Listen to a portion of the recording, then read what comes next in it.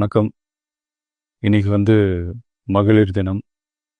தமிழ்நாடு முழுக்க இருக்கிற என்னுடைய அம்மா, அக்கா, தங்கச்சி, தோழின்னு உங்கள் அத்தனை பேருக்கும் இந்த தினத்தில் வாழ்த்து சொல்லாமல் இருக்க முடியாது.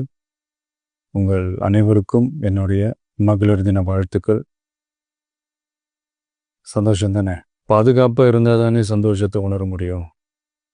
அப்படி எந்த பாதுகாப்பும் இல்லாதப்போ, இன்செக்யூரிட்டியாக இருக்கிறப்போ எந்த சந்தோஷமும் இருக்காது தானே அப்படின்னு நீங்கள் நினைக்கிறது எனக்கு புரியுது.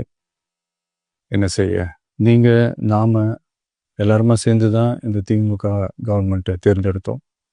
ஆனால் அவங்க எப்படி நம்மளை ஏமாற்றுவாங்கன்னு இப்போ தானே தெரியுது. எல்லாமே இங்கே மாறக்கூடியது தானே, மாற்றத்துக்கு உரியது தானே. கவலைப்படாதீங்க.